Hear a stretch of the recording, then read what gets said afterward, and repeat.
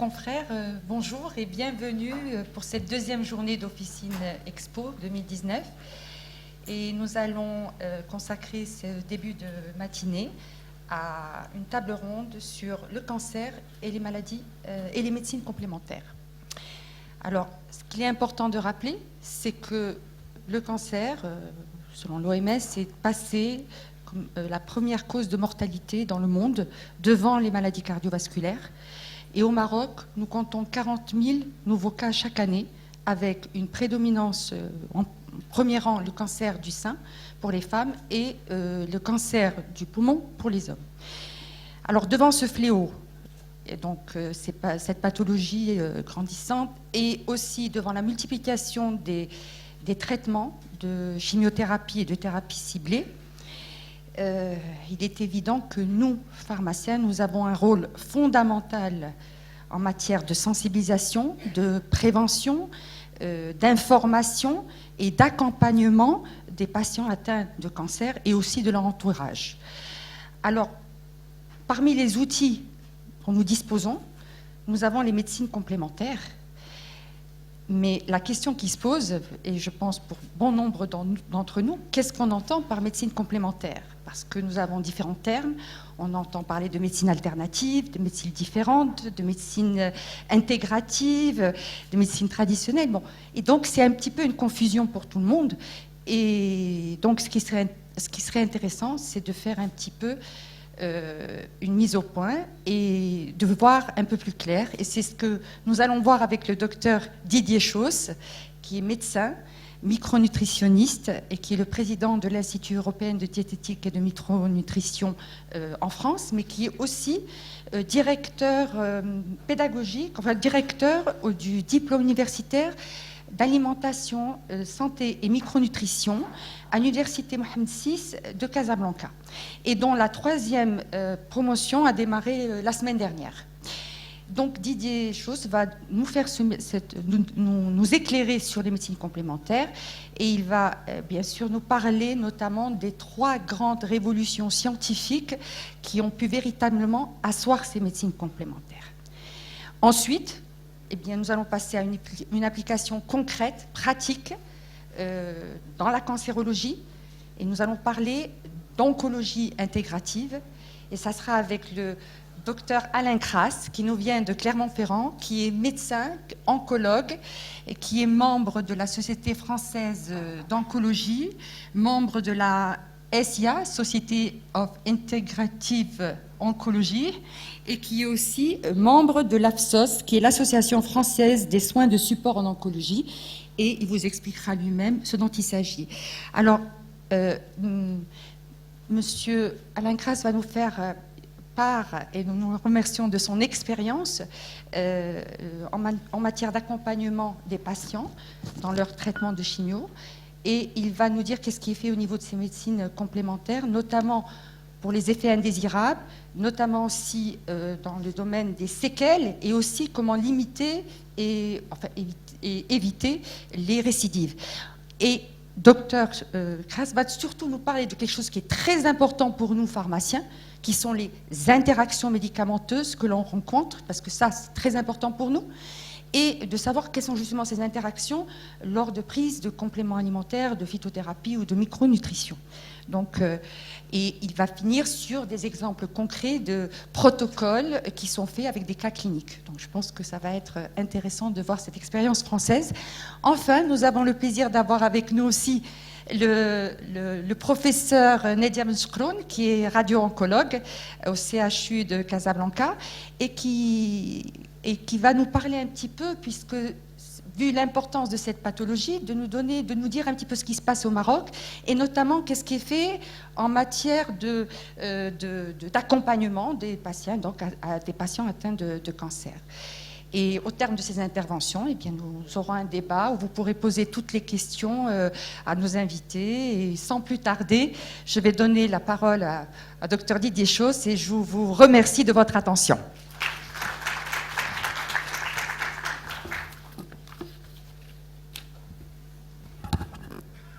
Eh bien, bonjour à toutes et à tous, et très heureux de me retrouver encore une fois à Marrakech. Merci à à Younes de m'avoir invité pour la deuxième année consécutive. On avait parlé du microbiote l'année dernière pour ceux qui étaient déjà là. Et merci beaucoup à Salma qui est vraiment la personne qui fait la promotion depuis de nombreuses années sur tout ce qui est médecine complémentaire de manière intelligente. J'ai fait sa connaissance il y a quelques années et je l'ai suffisamment convaincue pour qu'elle vienne passer la première promotion du DU de micronutrition à Casa, qu'elle a brillamment réussi. Il y a quelques autres étudiants des 2 premières années que je vois dans la salle. En tout cas, je les salue. Et pour introduire cette question des approches complémentaires concernant la pathologie cancéreuse, mon introduction va s'orienter sur le périmètre sur lequel on peut situer aujourd'hui ces disciplines, puisqu'il n'est pas clair. On va reparler de la vision de l'OMS. L'OMS avait déjà déterminé 400 approches différentes qui pouvaient éventuellement compléter la médecine conventionnelle. Donc, comment les traduire en termes clairs et qu'est-ce qu'elles apportent, ces approches complémentaires par rapport à la médecine conventionnelle, et qu'est-ce que nous, professionnels de santé, médecins, pharmaciens, on peut proposer à nos patients, dans quelle mesure ces approches sont des thérapeutiques en tant que telles. On verra le périmètre où ces approches sont des thérapeutiques. Et on verra également comment, en complément d'une pathologie aussi importante que celle du cancer, on peut regarder les choses. Moi, j'appartiens à une génération de médecins qui se sont beaucoup intéressés aux alternatives thérapeutiques. Je suis médecin sportif. En tant qu'ancien sportif de haut niveau, je faisais de la médecine sportive pour les sportifs de haut niveau également. Et dans mes outils thérapeutiques, j'associais aux approches classiques des approches complémentaires. Et en particulier, j'ai contribué au développement de la mésothérapie du sport. C'était quelque chose qui nous semblait tout à fait pertinent. On travaillait également avec des techniques d'ostéovertébrothérapie. On travaillait également avec des techniques acupuncturales, de réflexothérapie. Et on arrivait à combiner parfaitement les approches conventionnelles de ces approches complémentaires, à une époque où on était regardé de manière un petit peu bizarre, et où il y avait un terme affreux qui parlait de médecine parallèle. Vous savez, les médecines parallèles, ce sont 2 lignes qui ne se rejoignent jamais. Or, depuis ce temps où nous pratiquions avec pas mal de mes collègues pour la réunion de ces approches, il y a eu beaucoup de chemin. Et aujourd'hui, je crois qu'on est en train d'arriver à combler le vide qu'il y avait entre les approches conventionnelles et les approches complémentaires. Et on va vous dire, sous tous ces aspects, et notamment conceptuels, en quoi consistent ces différentes approches. On a intitulé « Quand la science rejoint la tradition », les médecines complémentaires, comment y voir plus clair.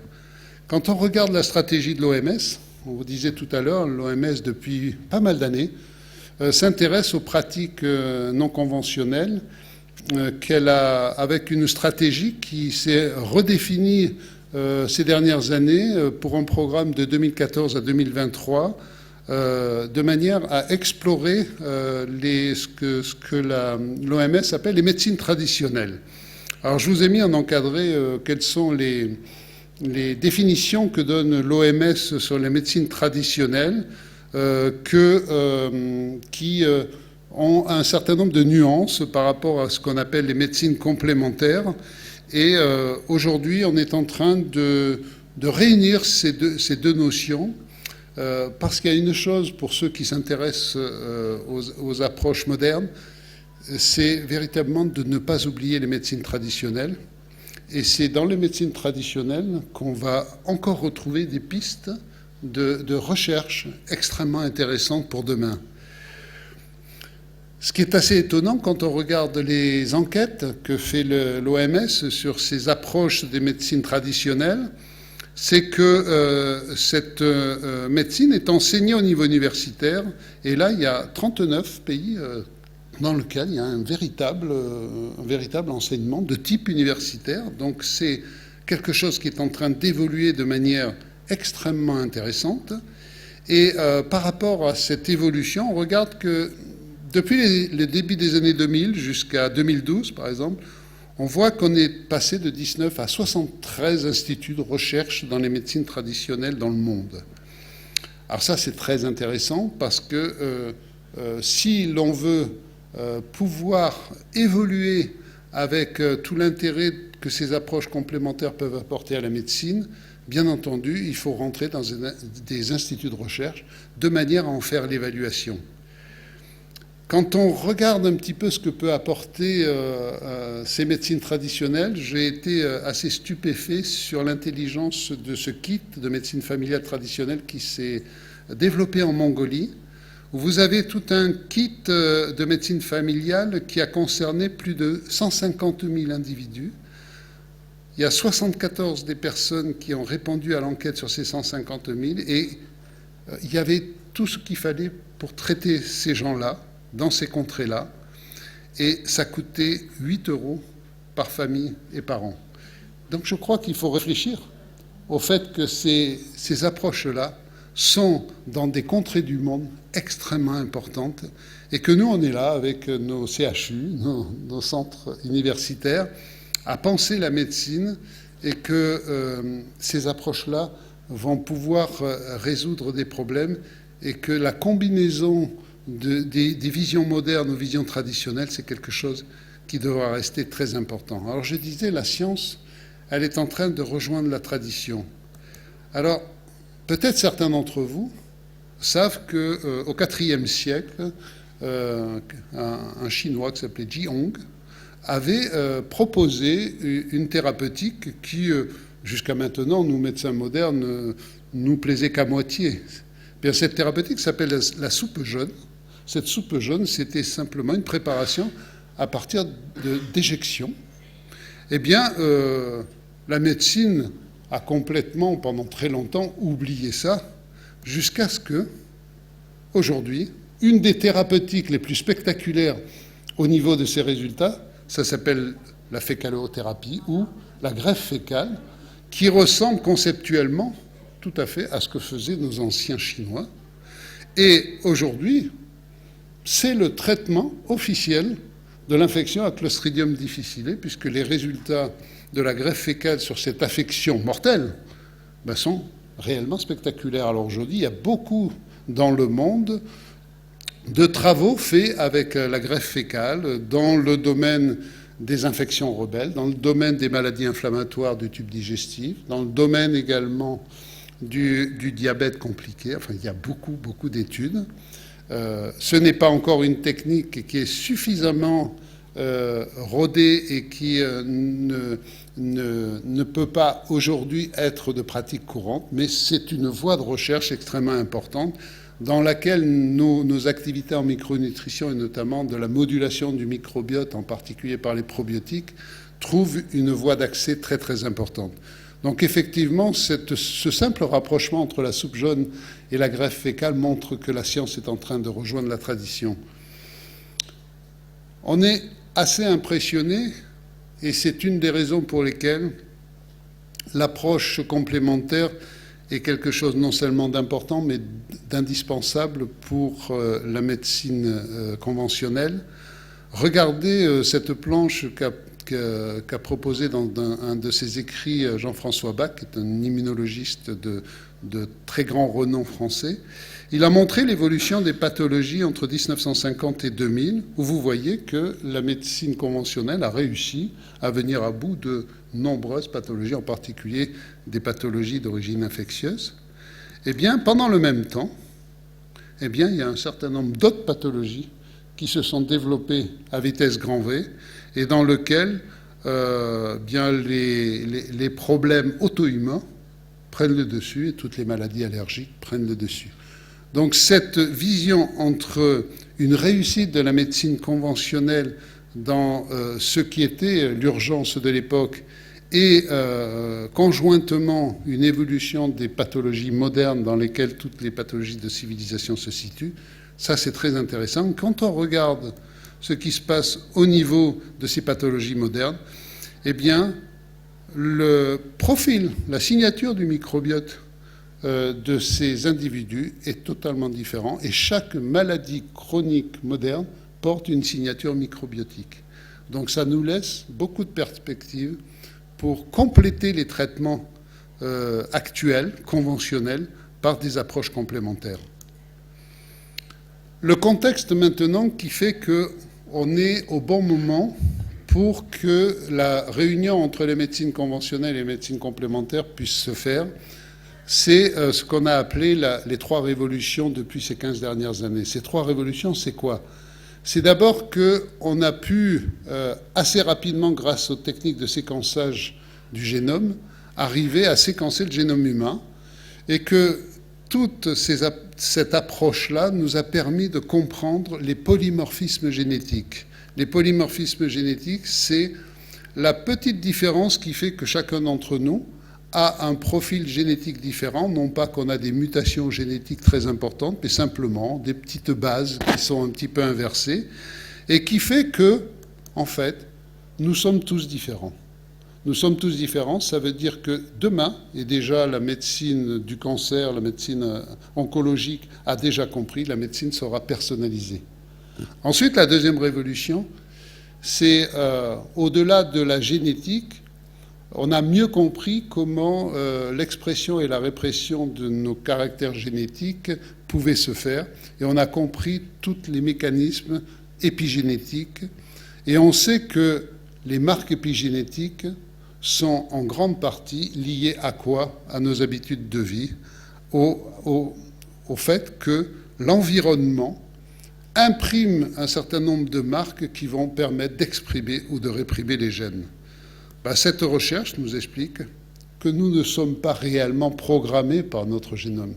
Nous sommes préprogrammés, mais c'est l'environnement qui fait le résultat. Et donc, l'approche aujourd'hui de la génétique augmentée par l'épigénétique, c'est vraiment une approche où la médecine est vue de manière totalement différente. On n'est pas un génome d'un côté et nos habitudes de vie de l'autre côté. C'est totalement intriqué et c'est nos habitudes de vie qui vont permettre à notre génome de s'exprimer de manière plus ou moins favorable. Et la troisième révolution, c'est évidemment la découverte des microbiotes. Ça veut dire que la recherche nous apprend que nous ne sommes pas seuls. Nous vivons en cohabitation avec 10 fois plus de bactéries que de cellules que l'on a dans l'organisme et que ces bactéries, on le sait, 90% d'entre elles travaillent en synergie avec notre organisme. Nous sommes des êtres symbiotiques. Cela veut dire que pendant très longtemps, les bactéries, on les a vues un petit peu comme des ennemis, on les a souvent combattues, parfois de manière excessive. Eh bien, aujourd'hui, on les voit aussi comme des amis. Et quelque part, tous les traitements, et en particulier de toutes les maladies chroniques, vont être vus sous l'angle de la signature des bactéries et sous l'angle de la façon dont on peut moduler l'activité de ces bactéries pour favoriser une amélioration des états de santé, que ce soit des états de santé fonctionnels ou que ce soit des pathologies déjà décompensées. Ce qui veut dire que nous en arrivons à une prise en charge qui est en train de s'orienter vers ce que l'on appelle, nous, la médecine de santé. La médecine de santé qui a été exprimée par un radiologue algérien qui s'appelle Elias Zerouni et qui a parlé pour la première fois d'une médecine qu'on appelle la médecine des 4 P, médecine prédictive, préventive, personnalisée et participative. Elias Zerouni a été le responsable de la NIH, c'est-à-dire l'Institut national de la santé aux États-Unis pendant les années Obama, et il a totalement réformé le concept de santé. Il a fait le constat en 2011 qu'il a exprimé au travers d'une leçon qu'il a donnée au Collège de France en janvier 2011, où il a dit voilà, nous avons fait de grands progrès en médecine, voilà ce que nous avons réussi, mais il y a une chose qu'on n'a pas pu réussir, c'est la prévention.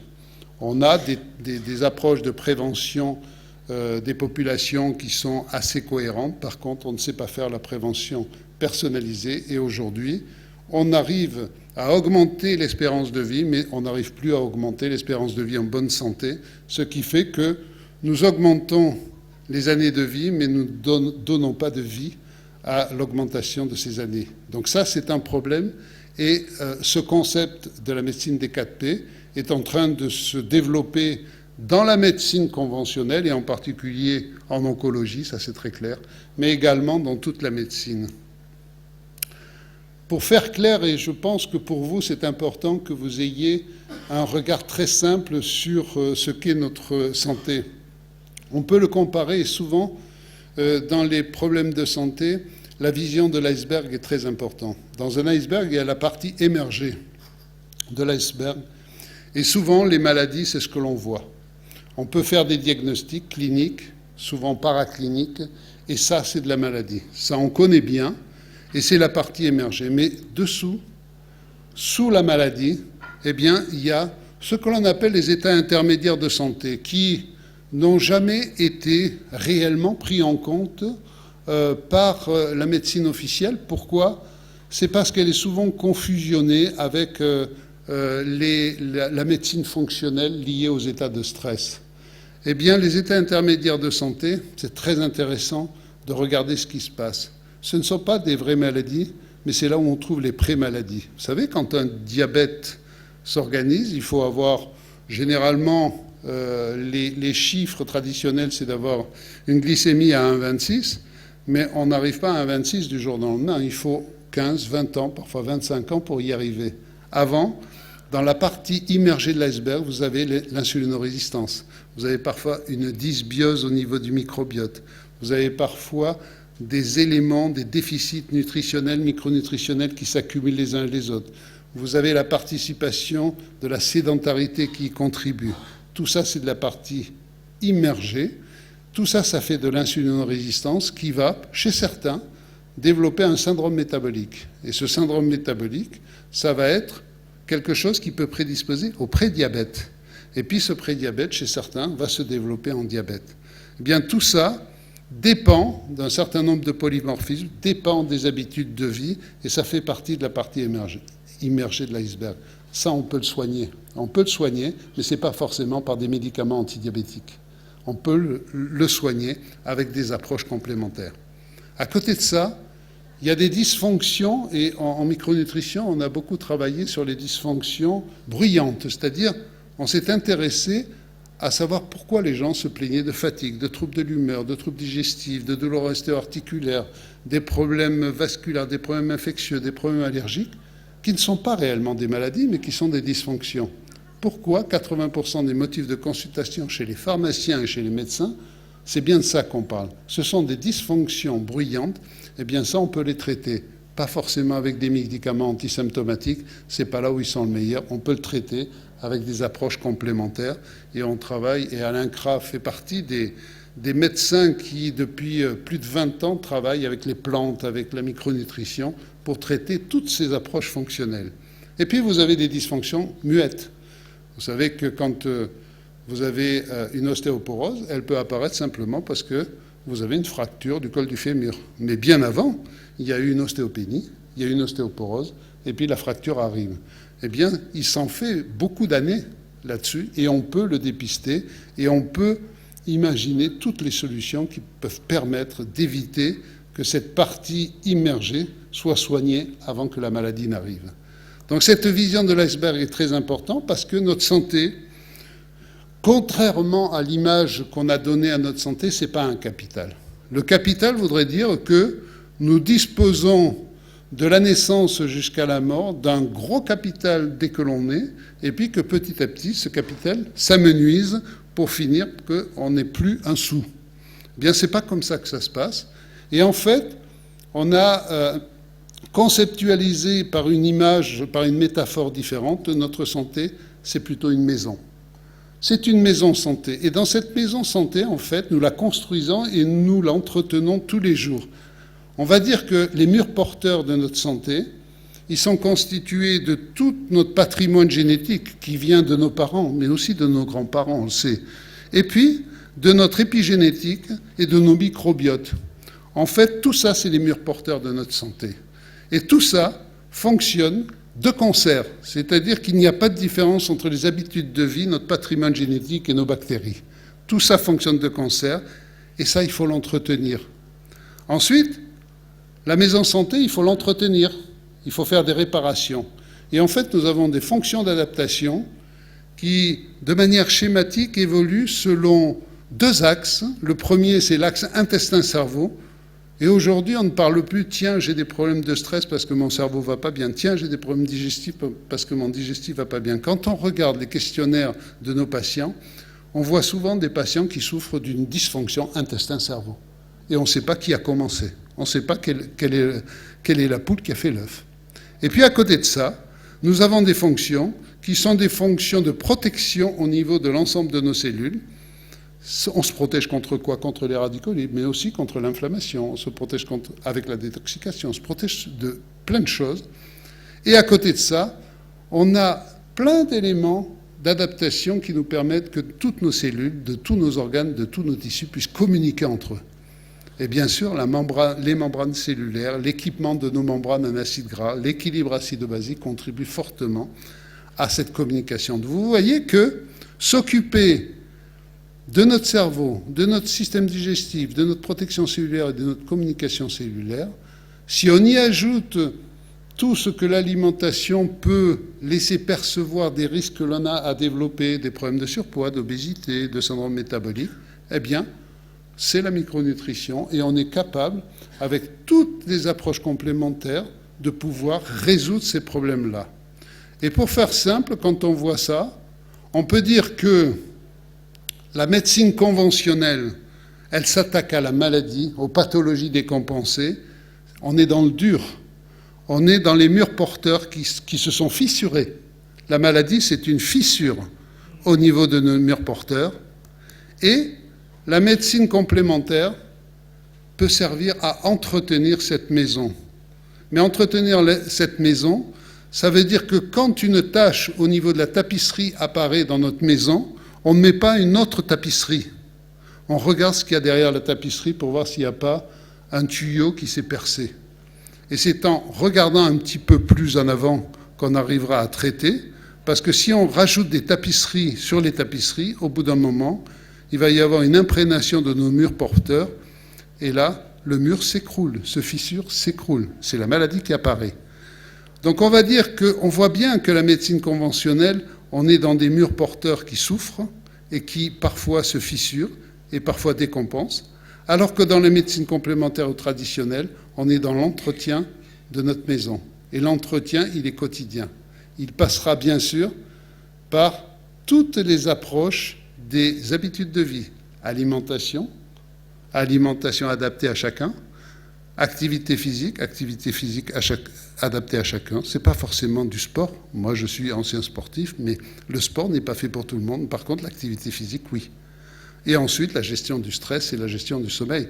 Comment donner des somnifères si on n'a pas traité le stress? 80% des questions de sommeil sont liées au stress. Il y a un atelier qui se passe en ce moment et qui doit s'intéresser à cette question. Eh bien, on peut dire aujourd'hui que cette médecine conventionnelle associée aux médecines complémentaires ou traditionnelles, si on les associe, on peut parler de médecine intégrative. L'intégration, c'est la cohabitation entre les approches conventionnelles qui, grâce au progrès de la médecine, ont fait leur preuve d'efficacité, et des médecines complémentaires qui, aujourd'hui, n'ont pas forcément fait la preuve de leur efficacité, mais c'est plus difficile. C'est pas facile de traiter un trouble fonctionnel digestif par rapport à une maladie inflammatoire. C'est pas facile, parce que déjà, il faut la définir. Mais, aujourd'hui, elle est en voie d'évaluation. Donc cette médecine intégrative, c'est l'association bienheureuse de ces deux approches. Alors il y a une nouvelle appellation qui est en voie de validation, qui est extrêmement intéressante et qui s'appelle les INT, c'est-à-dire les interventions non thérapeutiques, non médicamenteuses par contre. Pardon. Donc ces interventions non médicamenteuses, eh bien on voit un petit peu comment elles ont été classifiées. Bien sûr, ce terme n'est pas forcément le plus heureux qui a été cherché, mais aujourd'hui, c'est celui qui commence à être reconnu un petit peu partout pour l'évaluation internationale. Il faut savoir d'emblée que dans les interventions non médicamenteuses, eh bien, les habitudes de vie n'en font pas partie. Ça veut dire que pour vous, quel que soit le patient que vous avez, s'il souffre de troubles fonctionnels ou s'il souffre de pathologie, quand il vient dans votre pharmacie et qu'il arrive avec une ordonnance, les conseils d'habitude de vie, c'est indiscutable. Faire un conseil pour savoir comment adapter l'alimentation à cette personne, comment adapter l'activité physique, comment adapter la gestion du stress et du sommeil, ça fait partie du conseil auquel tous les professionnels de santé doivent se former. On a eu très peu de formation dans nos formations médicales et aujourd'hui, on a comblé en partie ce trou en faisant des formations comme la micronutrition. Les interventions non médicamenteuses aujourd'hui, eh bien, elles ont plusieurs objectifs. Elles visent à améliorer la qualité de la vie. Elles visent également à prévenir l'apparition des maladies. Elles visent à diminuer les symptômes. Elles visent également à potentialiser le traitement classique et à augmenter la durée de vie et guérir la maladie. Ça veut dire que c'est réellement quelque chose qui complète les approches médicamenteuses. Qu'est-ce qui est recommandé pour un usage optimal des interventions non médicamenteuses? C'est la recherche. Et on recherche maintenant, de manière extrêmement précise, le principe d'action, l'indication, le contenu de ce que l'on fait, avec quoi on travaille, quelles sont les procédures, quelles sont les précautions, les risques d'interférence. Et bien sûr qu'en oncologie, Dr Kra va beaucoup en parler, ça c'est un élément fondamental. Quel effet indésirable, quelle dérive et quelle contre-indication. Ça, c'est l'objectif de toutes les évaluations des médecines non médicamenteuses, des approches non médicamenteuses. Certains disent aujourd'hui que nous sommes avec les approches complémentaires à l'époque de la médecine allopathique des années 50. On avait des médicaments à l'époque, on les appelait déjà des médicaments. Et puis, il y a les evidence-based medicine qui sont arrivées et qui ont validé petit à petit toutes ces approches thérapeutiques. Et aujourd'hui, ça fait loi. Ces evidence medicine, ça fait loi. Et ça fait le tri dans ce qui est pertinent et ce qui l'est moins. Et bien aujourd'hui, avec les approches complémentaires, on est en train de faire la même chose. C'est-à-dire qu'il y a eu du retard pour la prise en compte dans l'approche conventionnelle de ces approches complémentaires, mais aujourd'hui, conceptuellement, tous les gens sérieux sont d'accord. Maintenant, il faut arriver à passer ça. Il y a beaucoup d'organisations qui sont intéressées par cette évaluation. Et Alain Kra va vous dire aujourd'hui où en est l'état de l'art dans le domaine de l'oncologie intégrative. Il y a beaucoup de gens qui travaillent et ce n'est pas connu. Et aujourd'hui, si il y a un intérêt à nos interventions, c'est justement de vous faire connaître l'état de l'art, de manière à, d'une part, savoir ce qu'on peut faire, et peut-être aujourd'hui, surtout dans des pathologies comme le cancer, ce qu'on ne peut pas faire.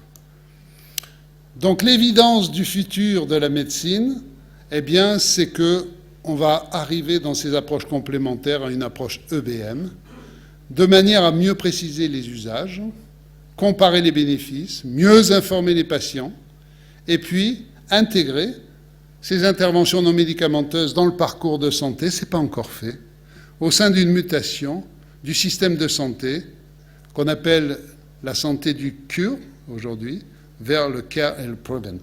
Donc on est vraiment dans cette évolution-là, et aujourd'hui, on peut dire que, en fonction des contraintes à la fois démocratiques et économiques, c'est une évolution qui est indispensable. Alors une application pratique concernant l'oncologie intégrative, ça va être l'intervention de mon ami Alain Kra, qui va vous dire, dans ce domaine-là, comment on peut intervenir et quelles sont les limites de cette intervention. Et si on veut faire de la médecine des plantes, si on veut faire de la micronutrition pour le cancer, ben ça s'apprend. Ça s'apprend. Il y a des DU de micronutrition qui développent l'approche de la micronutrition avec le périmètre d'intervention de la micronutrition. Et il y a des spécialisations qui sont organisées par Alain Kra et ses équipes pour faire 4 jours sur les médecines intégratives dans le cancer, et c'est ce qu'on a commencé à organiser en France. Donc ça s'apprend. Je tiens à vous remercier de toute votre écoute, et je vous remercie. Et si vous le voulez bien, on pourra poser des questions à la suite de l'intervention de mon ami Alain. Merci. Merci Didier Chose pour cet exposé très imagé. Je crois qu'on a eu pas mal d'images. Et puis, je pense que tu as introduit le sujet d'Alain Kras. Donc, Dr Kras va nous parler médecine intégrative appliquée en oncologie, démarche et perspectives. Donc là, on va avoir une application concrète au niveau de la cancérologie.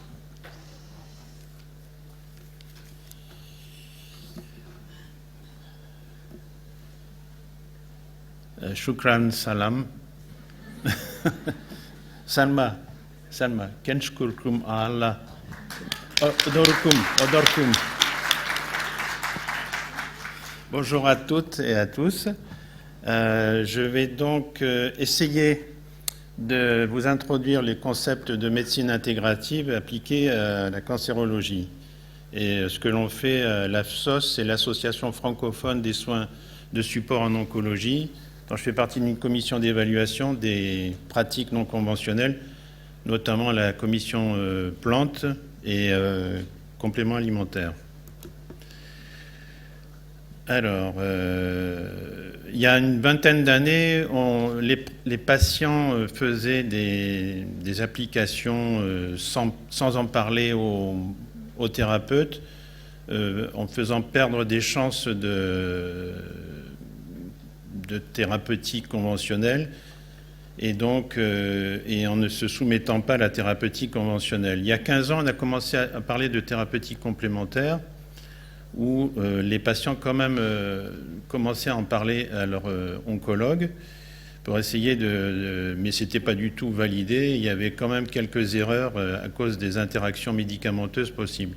Et depuis 5 ans, maintenant, pour certains esprits éclairés, en tout cas en oncologie, on commence à parler de pratiques qu'on essaie d'évaluer, en tout cas ce qui se fait aux États-Unis depuis 15 ans au sein de la Société d'oncologie intégrative, qui est basée entre autres au MSKCC, au Mémorial, et puis au MD Anderson Cancer Center de Houston.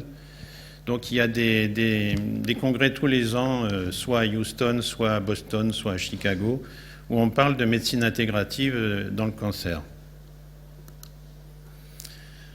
Alors, cette diapositive cette étude de Skyler Johnson de la Yale University a montré justement qu'on ne parle pas de médecine alternative. Tout globalement confondu, il y a 50% de décès, la première ligne ici.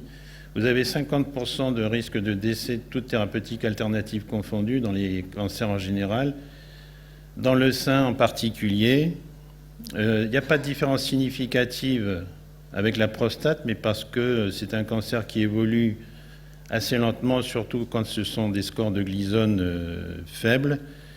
Et puis ici, vous avez les bronches, cancer bronchique, il y a un risque de décès par 5,6, et dans le cancer colorectal aussi. Alors, qu'est-ce que définit la Société d'oncologie intégrative ?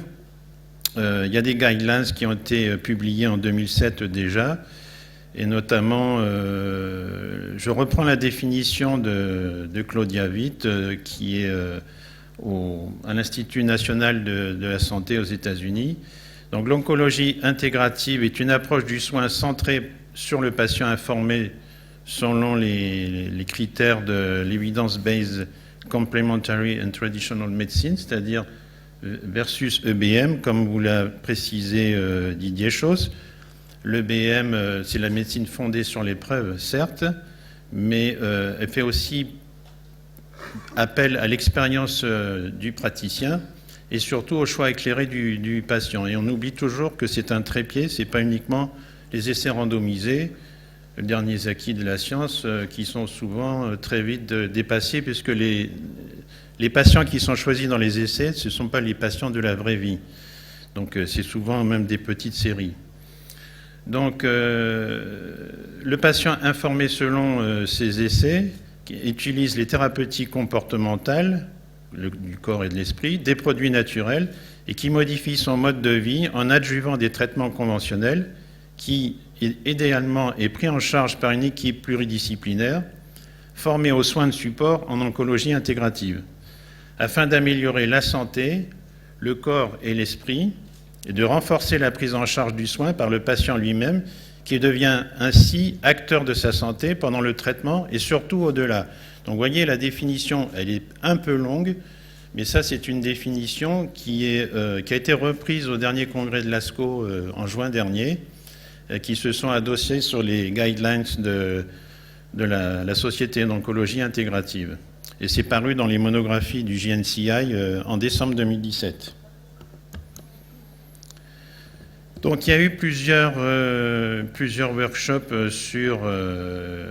dans le NCI en mai 2016, notamment une session sur les médecines complémentaires, les modulateurs de l'immunité, notamment les mycéliums, une session sur les mécanismes moléculaires des produits naturels, avec des réseaux de pharmacies de recherche de nouveaux produits, une session particulière sur les médecines complémentaires et les recherches sur le microbiome avec Giorgio Trinchieri, une session spécifique sur les effets immunomodulants de la vitamine D, qui est une véritable hormone et dont il faut augmenter les doses quand on parle d'immunité anti-cancer. Il faut augmenter les doses de vitamine D.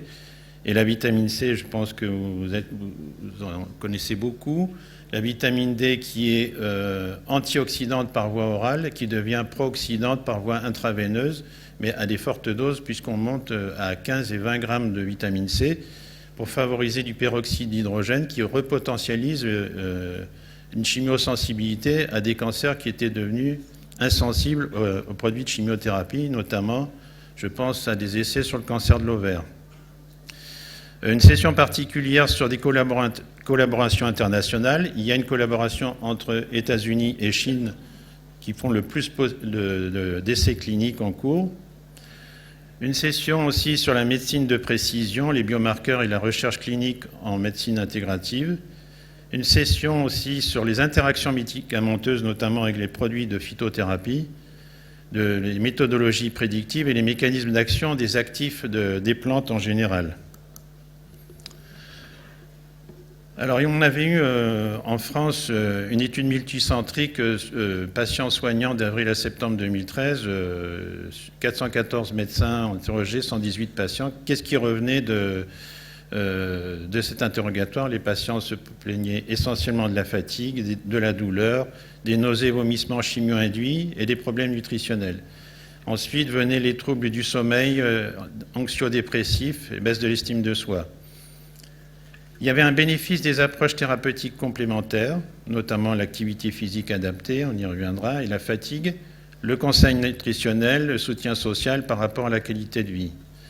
Et il y avait surtout un intérêt du patient et du clinicien d'étudier les moyens de prise en charge globale de garantie du bien-être des patients au quotidien.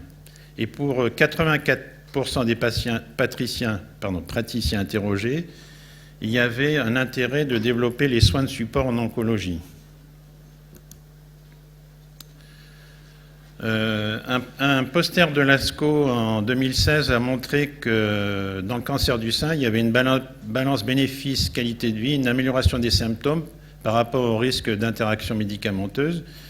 Les patients demandaient de l'activité physique surtout, des conseils nutritionnels, de la relaxation, l'acupuncture, du yoga, massage, des soutiens justement pendant les traitements et au-delà de phytothérapie, d'homéopathie, de micronutrition, et avaient besoin de connaissance des risques de toxicité et ou de baisse d'efficacité des traitements anticancéreux. En ce qui concerne le rôle du pharmacien, dans ce qui vous intéresse au prime abord, il y a eu une enquête chez nous en France en 2013 sur 8500 officines. Les pharmaciens connaissaient les traitements en général pour la plupart. 64%, 37% les préparateurs. Leur source d'information, bizarrement, était liée à Internet, moins les laboratoires, et en formation continue, 35% seulement. Cependant, il y avait une intervention souhaitée à tous les stades du traitement, pour la plupart des titulaires et des adjoints, et un conseil pour une prise en charge non médicamenteuse pour 80% des pharmaciens interrogés. Et une demande d'information et nécessité d'accompagner le patient cancéreux pour un pharmacien sur 2. Plus récemment, dans une enquête de santé publique en 2017, l'étude de notre cancéropôle Lyon-Auvergne-Rhône-Alpes de janvier à juin 2015 sur 60 pharmacies, c'était exactement la même chose, une demande d'explication du traitement, une mauvaise ou non connaissance des protocoles hospitaliers, une demande du patient des effets secondaires qui viennent en premier abord voir les pharmaciens d'officine, et donc demander des conseils de soins en soins complémentaires. Mais il y avait un manque de communication entre la ville et l'hôpital et les professionnels de santé en général. Donc 5 pistes d'action se dégageaient, un accès au plan personnalisé de soins ou au plan après cancer, une anticipation de la sortie de l'hôpital du patient, notamment pour les délais d'approvisionnement des médicaments, avec une ordonnance de sortie à prévoir, une mise en place d'entretiens pharmaceutiques préalables, des programmes éducatifs favorisant les connaissances dans l'accompagnement des traitements conventionnels à l'officine, et une mise à disposition de supports d'information sur les stratégies de traitement, de gestion des effets secondaires et des interactions médicamenteuses. Alors, on a déjà parlé des critères de l'Evidence-Based Medicine. Donc, là, je vous reprends la définition de Sackett qui date. L'EBM se définit comme l'utilisation consciencieuse et judicieuse des meilleures données actuelles de la recherche clinique dans la prise en charge personnalisée de chaque patient. Mais ça, c'est un des pieds du trépied. Je vous dis, il y a surtout l'expérience du thérapeute par rapport aux essais randomisés et surtout le choix éclairé du patient. Donc c'est à partir de là qu'on arrive à, déjà même en thérapie conventionnelle, à faire un traitement adapté. Mais justement, il y a une limite de ces essais. L'étude de Frieden en octobre 2017 avait montré que la validité externe était faible, la généralisation à la population hors inclusion n'était pas valide, et que souvent ces essais randomisés n'étaient pas dimensionnés en nombre de patients et en durée pour évaluer la durée d'un effet ou identifier les effets secondaires sévères post-marketing. Et il y a surtout un coût croissant et des contraintes de temps qui nécessitent une utilisation de critères de jugement de substitution. En dehors de ces essais randomisés, on peut avoir recours à des méta-analyses, d'autres essais, des études transversales et des case reports et surtout des registres.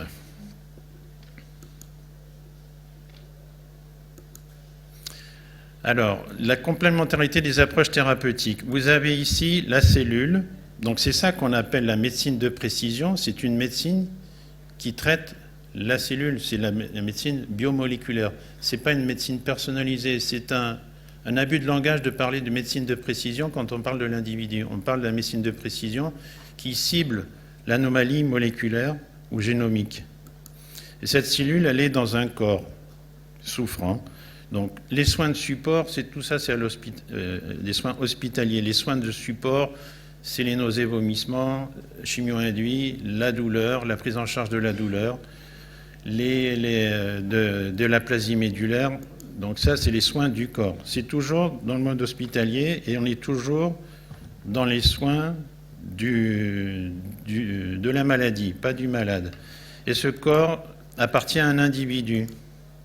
Et cet individu qui souffre, là, on va pouvoir le traiter, le prendre en charge dans une approche de plus en plus personnelle. On n'est pas encore dans la médecine personnalisée, on est dans une médecine de l'individu, c'est-à-dire on va lui proposer, pour améliorer sa qualité de vie, des soins complémentaires, mais hors institution hospitalière. Et c'est là que vous avez une approche thérapeutique et un accompagnement individualisé. Et cet individu fait partie de la société. Et dans la société, si la société va bien, il pourrait être pris en charge globalement. Et si son milieu familial, son cadre professionnel peut l'accompagner, l'individu va accepter mieux la thérapeutique conventionnelle avec ses approches complémentaires. C'est de ça dont on parle de médecine intégrative.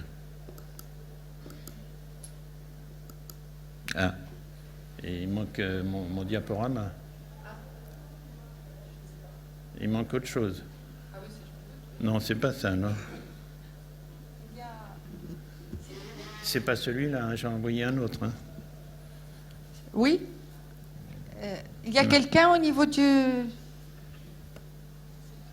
Mais j'ai sur la clé. Comment? C'est pas celui-là que j'ai envoyé, j'en ai envoyé un autre. Ah, je ne sais pas. Si. Vous l'avez sur la clé? Oui, je l'ai. Oui, bon, on va vous la donner tout de suite. Je suis désolée de ce petit incident, mais on va en profiter pour, puisque nous avons le professeur Mouchkroun avec nous, et le temps qu'on mette la clé pour suivre l'entretien, on va pouvoir voir avec Madame Mouchkroun qu'est-ce qui fait au niveau de la cancérologie et qu'est-ce qui se fait en matière de prise en charge des patients chez nous, ici au Maroc, en attendant de faire un petit point là-dessus. Je crois que ça serait bien de le faire même en 2 temps parce que vous m'avez facilité moi la tâche pour me montrer un petit peu où est-ce qu'on est par rapport au traitement. Oui, parce que là, j'avais des protocoles à montrer. C'est Ouais. celui que j'ai envoyé à Salma. D'accord. Donc, moi, je vais parler un petit peu de ce qu'est la cancérologie au Maroc, puisqu'il faut contextualiser par rapport. Un petit problème, là, c'est mieux? Vous n'entendez rien? Mais venez.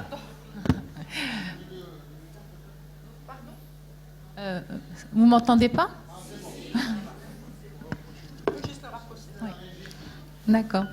Donc, je vais un petit peu contextualiser la prise en charge des cancers au Maroc et on va parler un petit peu d'épidémiologie, juste pour dire que le cancer n'arrête pas d'augmenter dans nos pays, même si on est dans une phase de transition. C'était d'abord les maladies virales et bactériennes. Aujourd'hui, on est plus dans la cancérologie. Si vous voulez un petit peu situer les chiffres, on est à 5 fois moins encore de cancer par rapport aux États-Unis et 4 fois moins par rapport aux pays comme la France ou en Europe. Donc à peu près, nos incidences sont autour, parce qu'on parle nous d'incidence, 100 nouveaux cas par 100 000 habitants. Aux États-Unis, c'est 500 nouveaux cas par 100 000 habitants. Donc on est encore loin, mais on arrive à grands pas parce que nos habitudes changent et tout change, et vous l'avez vu. Et donc ça, c'est ce qu'était un petit peu l'épidémiologie. Nos cancers les plus fréquents, et vous le savez bien, les cancers de la femme, c'est essentiellement le cancer du sein qui vient en première position. Mais malheureusement, le cancer du col, qui est lié d'abord à une maladie virale, vient en deuxième position, alors que c'est un cancer qui est pratiquement inexistant dans les pays développés, vu justement tous les efforts qui ont été faits dans ce sens. Et on peut y revenir dans la discussion. Le troisième cancer, c'est le cancer thyroïdien, c'est les cancers thyroïdiens, mais c'est un cancer qui pose moins de problèmes de santé publique, étant donné que la maladie est très très lente et qu'elle n'induit pas beaucoup la mortalité. Mais le quatrième cancer, et qui est aussi mortel, c'est les cancers colorectaux, et du fait des changements alimentaires et des habitudes alimentaires. Donc tout ça, peut-être vous le savez, mais c'est aussi le cas au Maroc. Alors, concernant les cancers chez l'homme, le premier cancer est le cancer du poumon. Malheureusement, dans nos pays, on n'a aucune stratégie de prévention, et même la loi anti-tabac, même si elle est là, elle n'est pas appliquée. Donc on est encore dans des chiffres très très en augmentation des cancers pulmonaires. En deuxième position, on a le cancer de la prostate, qui est lui en première position dans les pays développés, dans le poumon et la prostate. Et on a les cancers colorectaux qui sont dus justement à ce changement de mode de vie. Non, c'est pas celui-là. Alors, un petit peu ce qui se passe pour le dépistage au Maroc. Donc, malheureusement, alors, en ce qui concerne le dépistage, on n'a pas un dépistage de masse, mais vous savez, et tout autour de vous, vous avez des gens qui vont faire des mammographies, mais c'est ce qu'on appelle un dépistage individuelle. Donc, vous allez voir votre gynéco, elle vous dit, Madame, vous avez 50 ans et vous êtes en droit de faire une mammographie. Ce n'est pas remboursé par toutes les mutuelles et donc on n'a pas un vrai programme de dépistage de masse dans nos pays. Ce qu'on a, c'est que dans les centres de santé, on invite les femmes à un examen gynécologique et mammaire et s'il y a quelque chose, on les adresse vers un centre secondaire, tertiaire pour des mammographies. Donc, on est aussi un peu loin dans le programme de dépistage en ce qui concerne le plan cancer parce que nous avons un plan cancer au Maroc, mais qui n'a pas encore intégré le dépistage comme étant un moyen fort pour... donc ça, ce sont les faits chez nous. Donc on a des dépistages individuels, mais on n'a pas de dépistage de masse et même pas de frottis cervico-vaginal, un examen gynécologique pour découvrir des zones iodopositives et pour lesquelles on va faire des traitements par la suite. Donc on n'a pas ni frottis systématique, je parle de dépistage de masse, ni mammographie systématique chez la femme, ni prévention. Donc on est un peu loin dans tout ce qui est prévention et dépistage au Maroc. Alors, si on parle des moyens diagnostiques, et pour là, le Maroc a fait beaucoup d'efforts, moyens diagnostiques et thérapeutiques, donc nous avons pratiquement tous les moyens diagnostiques au Maroc, tous les scanners, les PET scans, donc c'est un petit peu dans tout le Maroc, je dis bien, donc Marrakech, Casa, Rabat, dans les grandes villes, nous avons quand même beaucoup de moyens pour diagnostiquer les cancers. Et en ce qui concerne la thérapeutique, là aussi, grâce à la Fondation Lella Slima et au ministère de la Santé, il y a eu ces 10 dernières années, je pense, une explosion des moyens pour aider les patients à assurer un traitement. Et vous savez, avant la Fondation, donc dans les années 2004, enfin avant la Fondation, on était à 2 villes qui traitaient réellement le cancer, Casaraba, on avait juste la Casaraba, donc sur 100 km, on devait traiter tout le Maroc, c'était très très difficile. Aujourd'hui quand même, on a plus de 22 centres, alors qu'on en était à 2, donc on est à 22 centres et plus de 40 installations d'accélérateurs. On traitait avec les cobalt, donc il y a eu quand même une explosion des moyens thérapeutiques et ça aussi c'est quelque chose qui est très positif et qu'on a vu voir arriver rapidement au Maroc. En ce qui concerne les traitements, et puisqu'on parle des traitements maintenant médicaux, bien sûr, les centres de chirurgie, parce que le traitement des cancers, c'est d'abord la chirurgie et en complément la radiothérapie. Donc, les centres de chirurgie spécialisés en cancérologie, on n'en a pas beaucoup, mais au fur et à mesure, il y a maintenant une sensibilisation à créer des centres spécifiques de chirurgie en oncologie. Alors, pour parler de tous ces traitements médicaux, vous savez que depuis une quarantaine d'années, vous le savez tous, le traitement de cancer, c'était la chimiothérapie. La chimiothérapie qui nous a rendu énormément service au début des traitements pour les cancers, puisqu'on a eu quand même de bonnes survies dans le cancer du sein et le cancer colorectal. Ça nous a permis d'aller de l'avant et de comprendre un petit peu ce que c'est la cancérologie. Et c'est là où on s'est intéressé au génome. Et avec le génome, bien sûr, il y a eu des traitements spécifiques, vous connaissez. Alors, on ne va plus parler du traitement personnalisé, mais la thérapeutique de précision. Donc, comme vous avez dit, donc, on a un gène qui n'est pas fonctionnel, on a des thérapies qui sont adaptées à ces gènes. Et puis, on a au Maroc, pratiquement, on couvre pratiquement toutes les thérapeutiques, notamment le cancer du poumon, parce que c'est là où on a eu beaucoup d'avancées dans la thérapie de précision. Le cancer du sein, on a beaucoup de médicaments dans ce domaine aussi, le cancer du côlon. Donc pour ces 3 pathologies qui posent un réel problème de santé publique, nous avons les médicaments au Maroc pour traiter ces cancers et qui sont remboursés par nos mutuelles. Et je pense que vous êtes tous pharmaciennes et vous avez eu des ordonnances de thérapie ciblées, adaptées pour les traitements. Il me reste une toute petite dernière intervention et je vous donne la parole, je la reprendrai peut-être par la suite. Juste la dernière thérapeutique et qui fait aujourd'hui fureur au Maroc et partout un peu dans le monde, c'est l'immunothérapie. Alors l'immunothérapie, le concept, c'est autour du lymphocyté qu'on a tous connu au banc des facultés de médecine. Donc le lymphocyté qui se bat pour aller justement phagocyter toutes nos cellules qui ne sont pas fonctionnelles. Et pendant des années, on a essayé de trouver des médicaments pour augmenter notre immunité. On n'y arrivait pas. Aujourd'hui, on a su où ça ne fonctionnait pas et pourquoi le lymphocyté n'arrivait pas à faire son travail. Et on a découvert justement ces immunocheckpoints. Donc, et on a aujourd'hui des médicaments qui bloquent ces immunocheckpoints, qui ne laissent pas le lymphocyte faire son travail. Et on a rétabli la fonction du lymphocyté. Et c'est comme ça qu'est venue l'immunothérapie.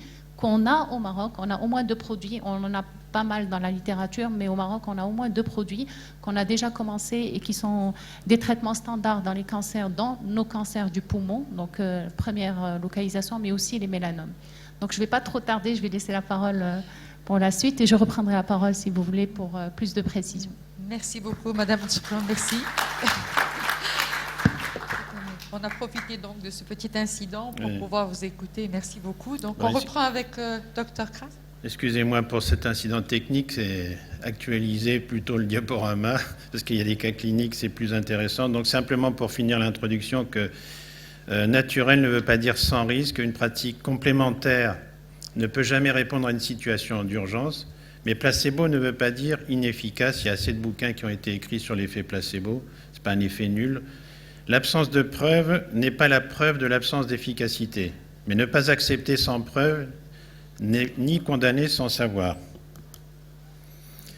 Donc ça, je vous ai déjà parlé de la médecine personnalisée versus médecine de précision. Je ne le refais pas. La définition de l'oncologie intégrative, voilà. Alors, est-ce qu'on peut appliquer des thérapeutiques complémentaires chez les patients qui sont, par exemple, en chimiothérapie ? Est-ce qu'il y a un impact des traitements complémentaires sur les effets indésirables de la chimiothérapie ? Pour ma part, je pratique ça depuis plus de 20 ans, 25 ans maintenant. Aussi, en complément des traitements des nausées et vomissements chimio-induits, dans les troubles digestifs, les troubles de l'hématopoïèse, pour prévenir l'aplasie. C'est pas quand l'aplasie est là, il y a des prises en charge standardisées.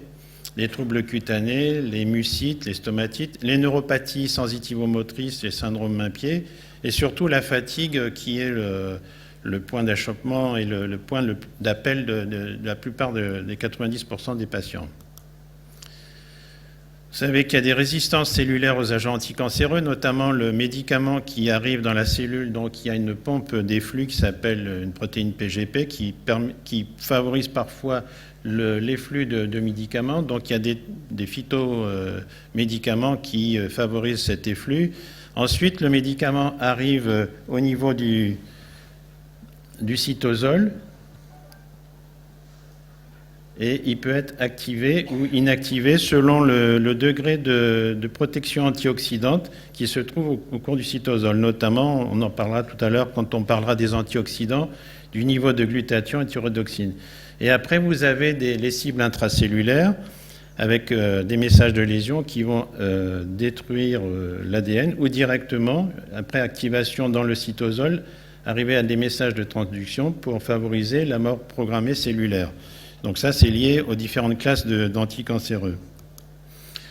Mais tout dépend de la demi-vie des cytotoxiques. Je vous en ai mis quelques-uns, puisque ça va de 15 minutes, par exemple, pour le fluorouracile, jusqu'à plus de 8 jours, la demi-vie terminale, pour la plupart des sels de platine.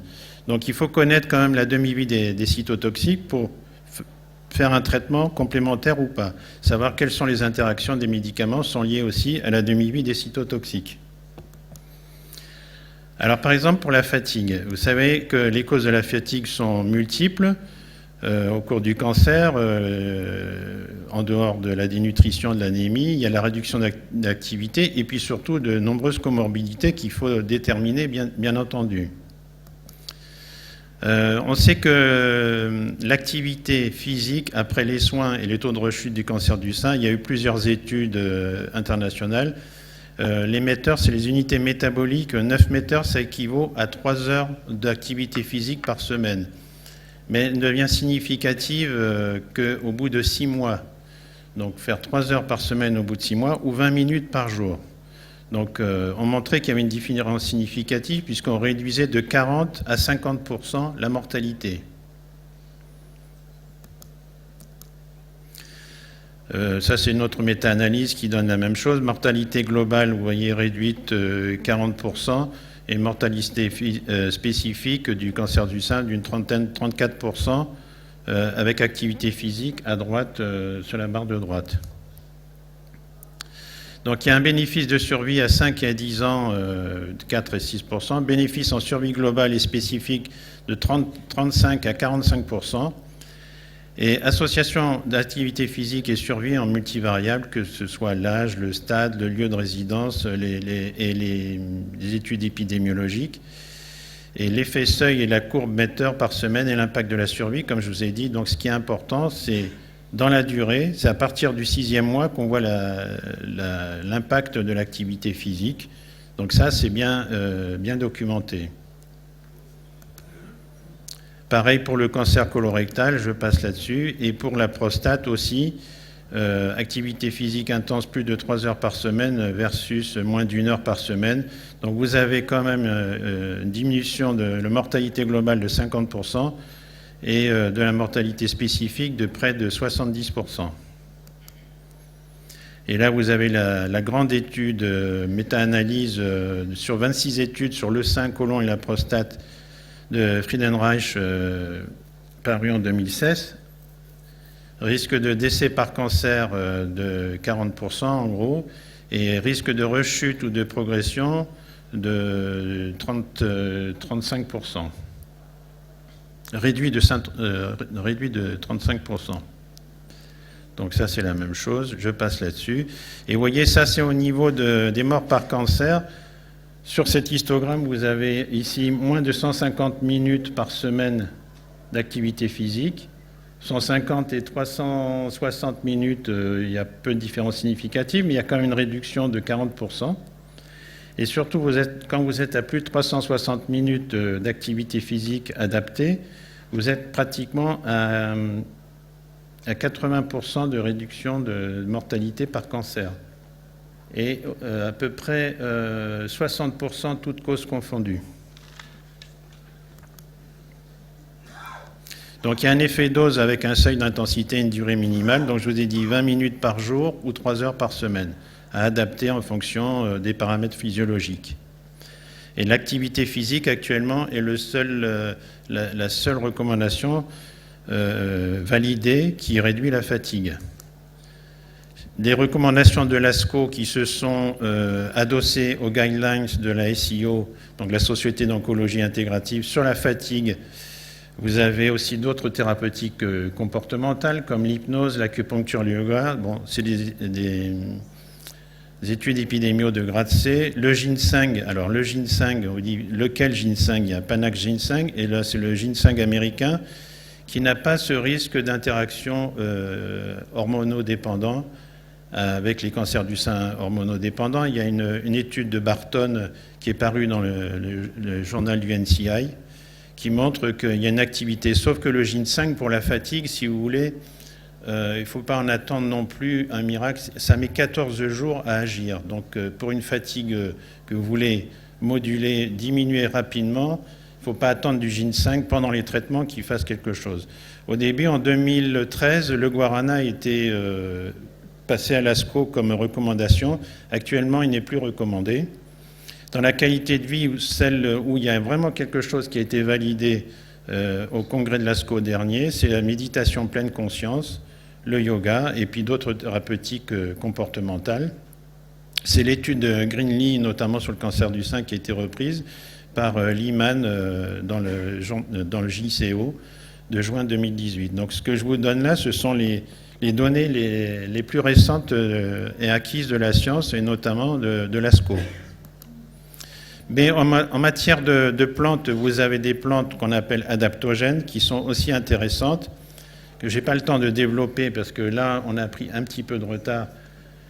Mais vous avez l'astragale, le Bacopa monnieri, le letterocoque, le ginseng. Tout ça, ça va favoriser au niveau du métabolisme ce qu'on appelle l'oxydation, la phosphorylation oxydative. C'est relancer aussi le métabolisme mitochondrial, et on pourra en discuter plus avant. On peut aussi agir, en plus des traitements conventionnels, sur les nausées et vomissements chimio-induits. Il faut connaître le niveau émétisant des molécules, définir le niveau émétisant du protocole et la prophylaxie en fonction du niveau émétisant du protocole de chimiothérapie. Ça, c'est très important.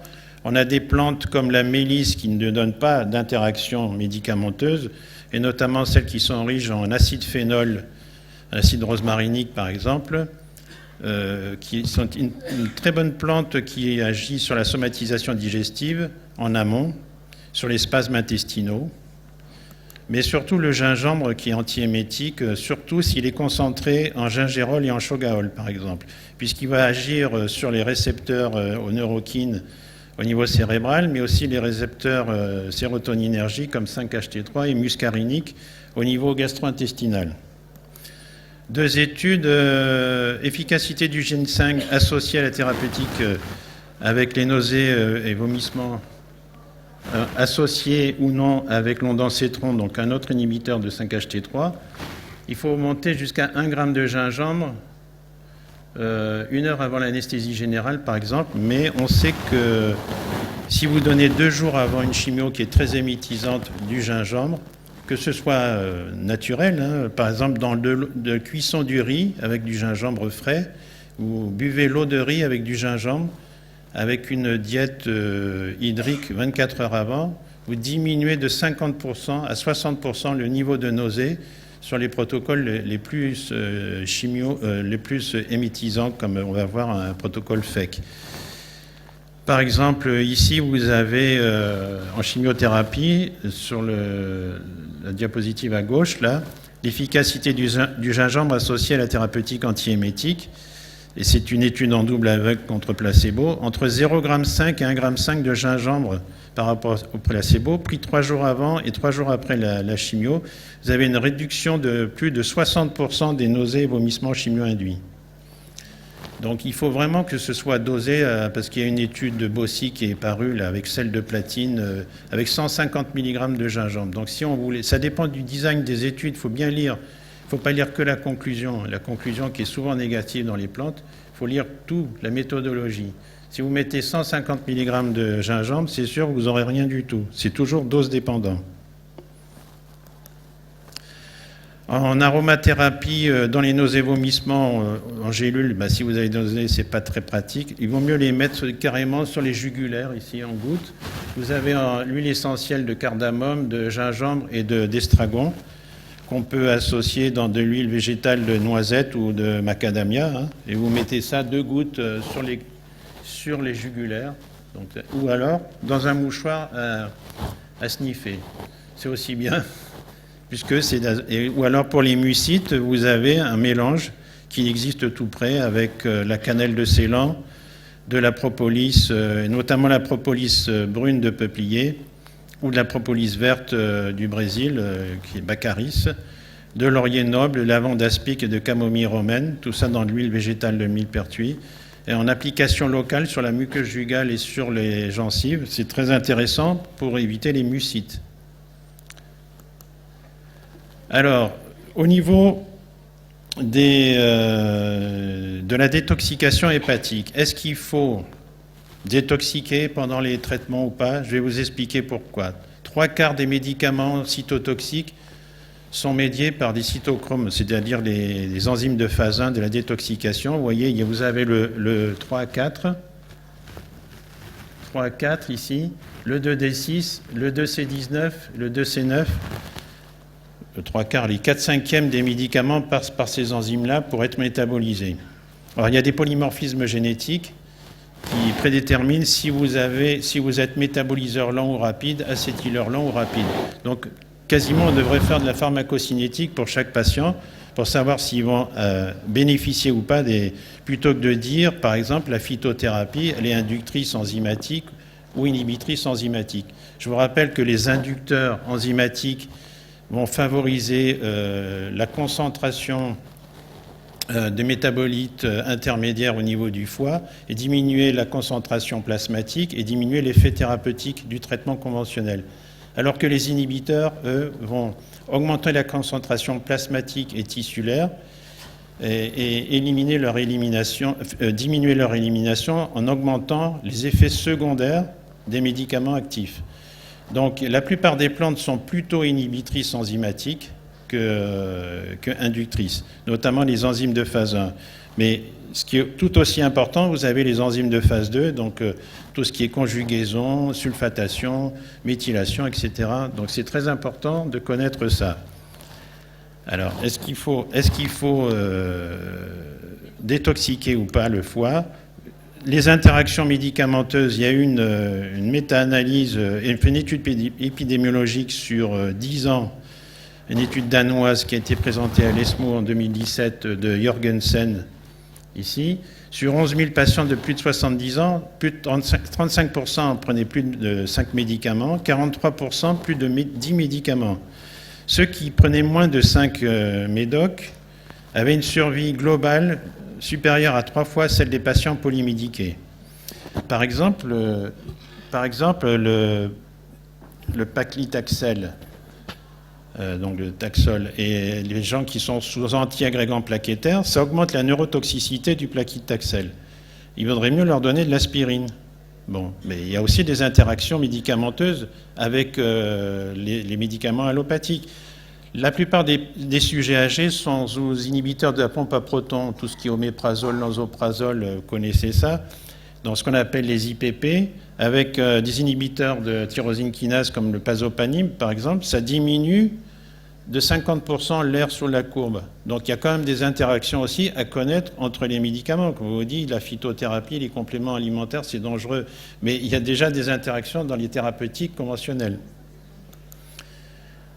Donc en phytothérapie, par exemple, on parle toujours du cytochrome 3 à 4. Donc je vous ai mis ici la plupart des inducteurs et des inhibiteurs. Les inducteurs comme le millepertuis, l'ail, l'aubépine, échinacée, la sauge officinale. Les inhibiteurs enzymatiques comme le jus de pamplemousse, le citron vert, pomelo, chardon-marie, le curcuma, mais ça dépend de la dose, on va y revenir.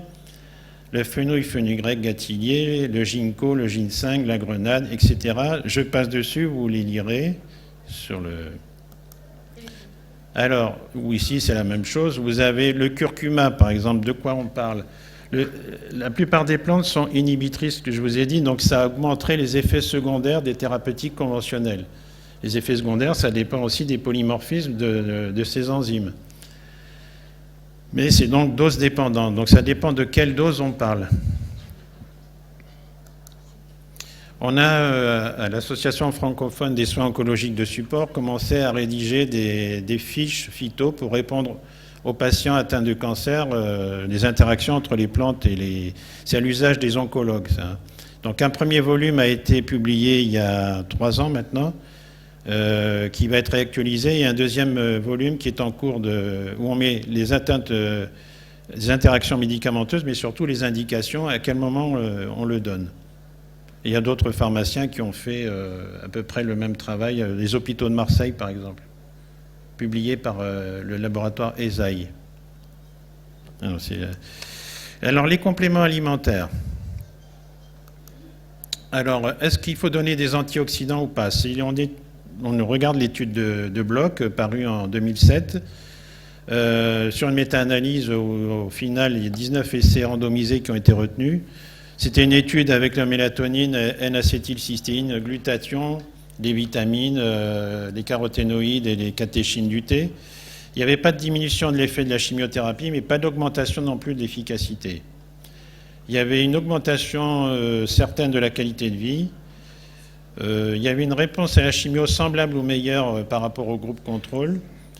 Et sur 15 études sur 19, on montrait une toxicité semblable ou réduite par rapport au contrôle. En tout cas, sur la neurotoxicité, la toxicité médulaire et la diarrhée, on avait une diminution significative. La conclusion de cette étude montrait que la survie globale et ou la réponse au traitement était semblable ou meilleure avec les antioxydants par rapport au placebo, mais le nombre de patients inclus était un peu faible pour en tirer des conclusions. Ce qui était intéressant, c'est qu'il n'y avait pas de diminution de l'efficacité de la chimiothérapie avec les antioxydants dans les essais randomisés. Alors, une autre étude dit le contraire. Ça, c'est l'étude de Latino-Martel qui est parue en 2012. Les compléments alimentaires avec des antioxydants réduisent l'efficacité des traitements, ne réduisent pas la toxicité d'un traitement, augmenteraient les risques de récidive, ne réduisent pas les symptômes, augmenteraient la fatigue. Sauf que, comme c'est aussi une méta-analyse, on va dire, elle a repris des études, notamment les études Princeps des années 90, ATBC et CARET, qui montraient des doses pharmacologiques chez des fumeurs. On donnait de la vitamine E ou du bêta-carotène à 20 mg chez les fumeurs. Donc, si on voulait prouver que c'était pire que... En fait, depuis 30 ans, on a fait fausse route. Il ne faut pas donner des antioxydants au cancer, notamment parce que ça protège la cellule cancéreuse. Elle se nourrit justement d'être protégée des radicaux libres. Il faut pousser le stress oxydatif parce qu'une cellule déviante ne supporte pas d'être dans un milieu déviant. Et donc, plus vous favorisez le stress oxydatif, plus vous allez promouvoir la nécrose ou l'apoptose de la cellule cancéreuse. Et on peut justement en diminuant les niveaux de glutathion et de thyroïdoxine. Alors, est-ce qu'on en donne en fin de compte? Alors, vous dire, j'ai 2 discours. Non, il y a un seul discours, vous allez voir. En conclusion, pas de recommandation systématique de l'usage d'antioxydants sans exploration d'un déficit. Le déficit, c'est savoir si vous avez un déficit en caroténoïdes, en N-acétylcystéine, en glutathion, en thyrodoxine, ça se dose, ça.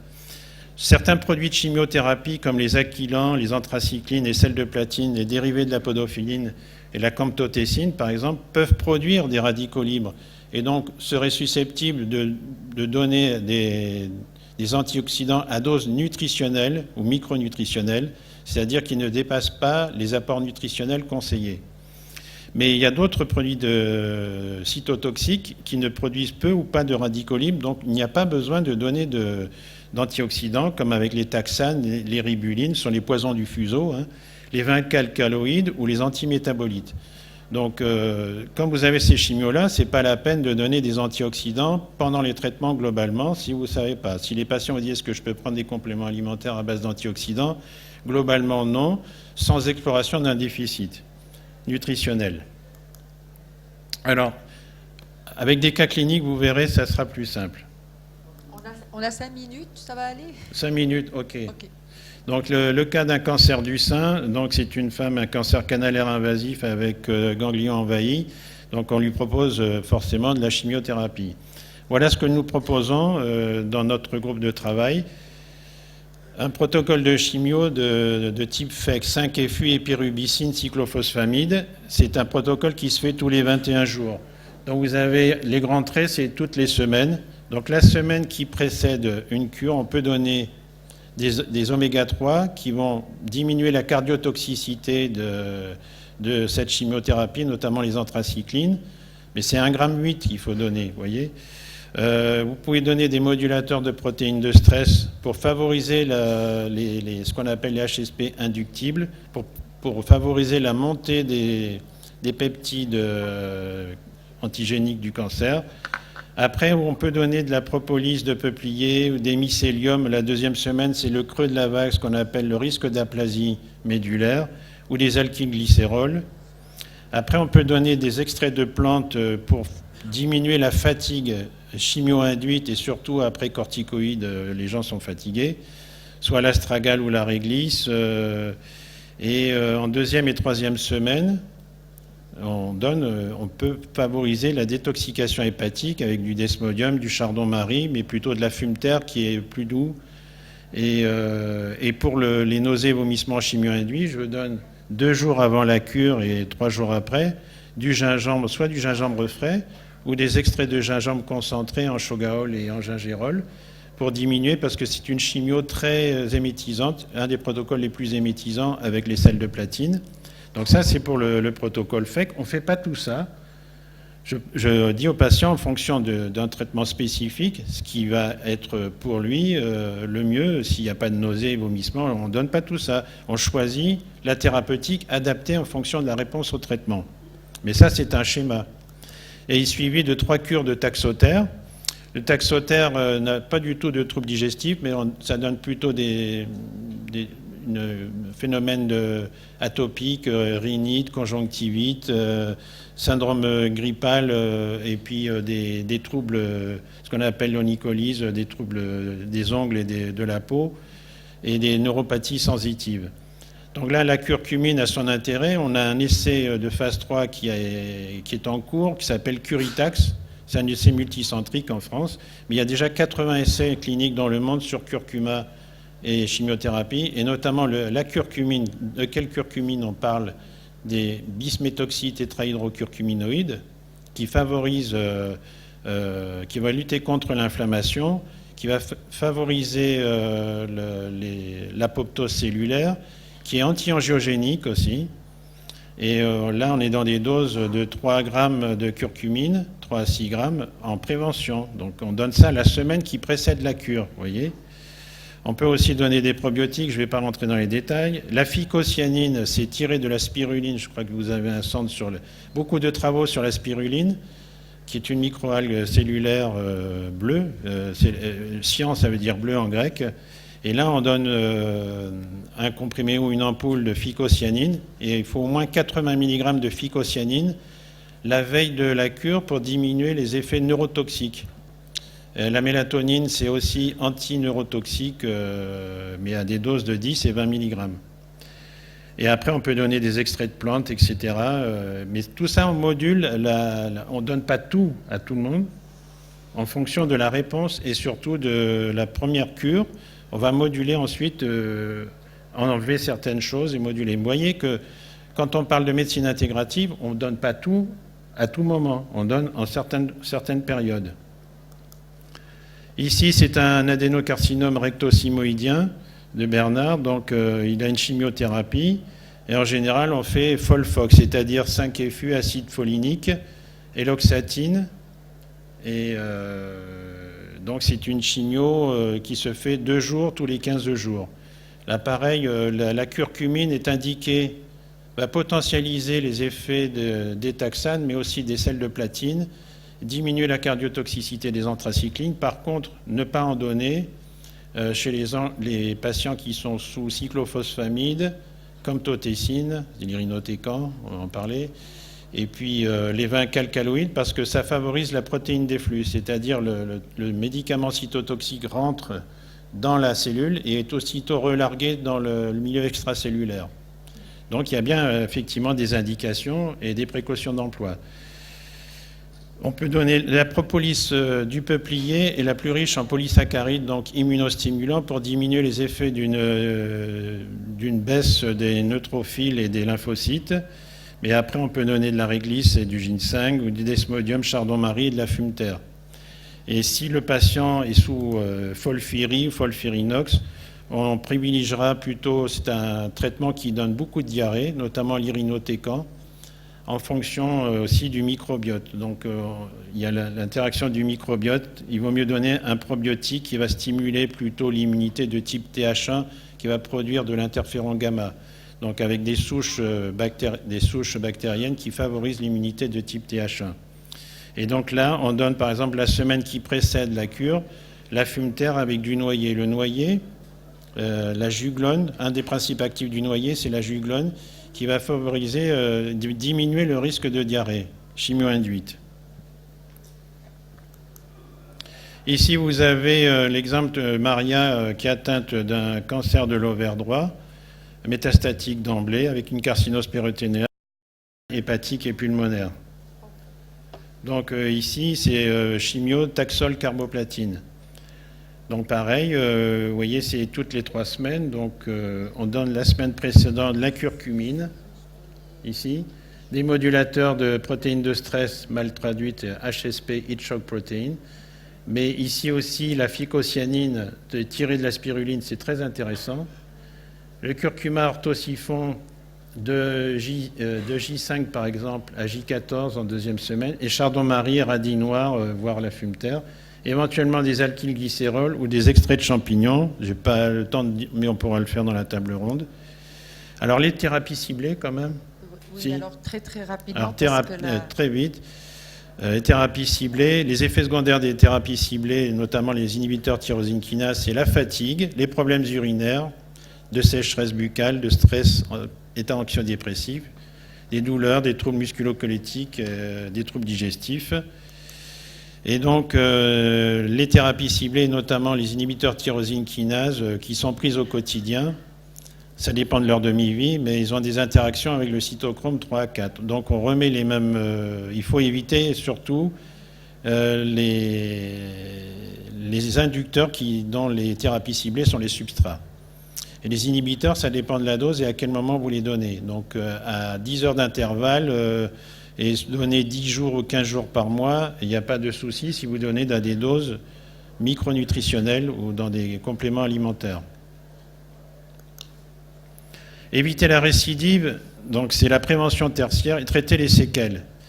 Hein, la cancérogenèse, c'est agir sur les activations génotoxiques, les altérations de la détoxification et la bioactivation, les altérations de la réparation cellulaire et les contrôles de la prolifération.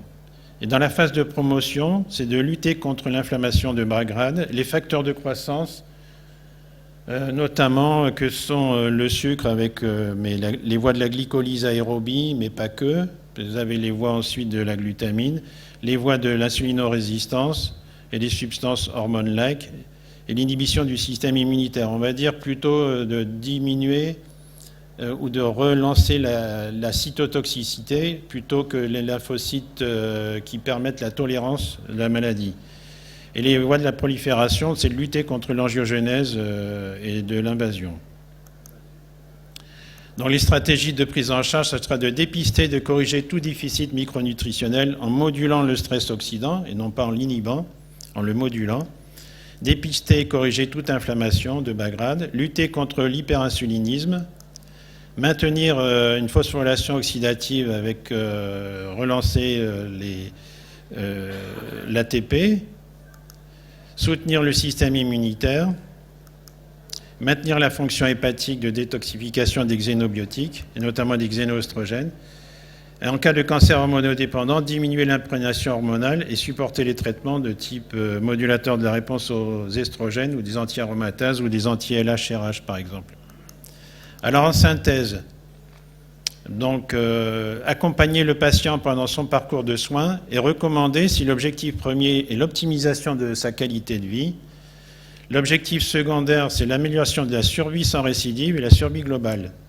Il faut connaître la possibilité des associations en phytonutrition et en micronutrition dans le respect des précautions d'emploi et des interactions médicamenteuses et des contre-indications. Et puis après, vous avez tout l'accompagnement psychosocial, gestion du stress et activité physique. Je vous en ai parlé, j'y reviens pas. Donc, il faut déjà connaître les besoins et les liens essentiels du patient et son projet de vie pour améliorer la qualité de vie. Dans un parcours de soins cohérent, donc en intégrant toutes ces recommandations-là, dans le sens des aiguilles d'une montre, c'est déjà connaître le projet de vie du patient. Et avec un changement de paradigme, la médecine actuelle, c'est une image factuelle, le corps est morcelé, médecine des organes avec une dépersonnalisation versus médecine personnalisée. Vous avez ici le médecin spécialiste en haut de la pyramide, son médecin traitant et le patient qui est à l'autre bout de la pyramide. Mais ça descend comme ça, vous voyez, c'est pas... Et le médecin traitant doit se débrouiller avec le patient. Or, la médecine dite de soins intégrés, dans ce qu'on veut promouvoir, la médecine intégrative, le patient doit être au centre du soin. C'est une mise en perspective, une médecine globale et dite transversale aussi. C'est une personne avec une histoire singulière, avec des soins continus, avec une approche pluridisciplinaire, où vous avez le médecin spécialiste d'organes, l'oncologue, qui va agir avec les acteurs de santé tout autour, et pas uniquement il y a le kiné, l'infirmière, le pharmacien, bien sûr, et le médecin traitant. Et donc le pharmacien doit être intégré dans les soins de support en oncologie, en application globale. Je vous remercie. Excusez-moi. Merci beaucoup, Dr. Kras. Ashkurukum ala alistissimia. C'est une maison qui accueille tous les patients qui sont en cours de traitement ou qui ont fini leur traitement et qui les accompagnent sur le plan physique. Donc, il y a beaucoup d'ateliers. Il y a des ateliers de yoga, il y a des ateliers d'hypnose, il y a des ateliers d'art-thérapie et ils intègrent petit à petit la phytothérapie. Ça aussi, c'est extrêmement important si on met le patient au milieu. Donc, il y a tout, il y a les médicaments et il y a aussi... Tout ce qui est associé, notamment maintenant on a vu la phytothérapie et tout ce qui vient par rapport aux thérapies physiques et qui peuvent rendre énormément service aux patients. Voilà, c'est juste à titre indicatif. Et vous avez le site d'Axor, vous pouvez rentrer sur Google, mettez d'Axor et vous pouvez envoyer tous les patientes qui viennent chez vous. C'est gratuit et ça rend énormément service aux patients. Merci Madame Tchakoun pour cette indication. Au moins, on saura où orienter un peu les patients. C'est vrai que c'est important. Je crois qu'il y a une question. On ne pourra pas prendre beaucoup de questions compte tenu qu'il y a un symposium après. Il y a une intervention, mais si on peut peut-être arriver à prendre 2-3 questions. Vous avez... Ah.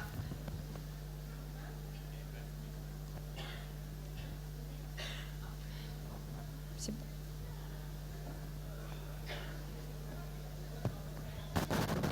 Ça va? C'est bon? Bon, je suis Madame Salim Halima. J'ai eu les cours de phytothérapie dans les années 2000 à 2002, pratiquement. Effectivement, ces cours sont très intéressants. Ça semble rassurer, complément forcément de la médication. Bien sûr, elle touche un peu à tous les domaines de la médecine. La seule chose que qui franchement me laisse un peu difficile à juger la chose, c'est qu'il y a un manque de précision dans le dosage et la durée du traitement. Actuellement, je suis pharmacien d'officine, je dispose de tous ces produits de phytothérapie. J'ai quand même du mal à intégrer cette médecine de phytothérapie dans le domaine médical, sachant que le patient, et particulièrement le Marocain, n'est pas forcément bien à la page, d'une part. Donc il connaît pas, il connaît peut-être la médecine traditionnelle à travers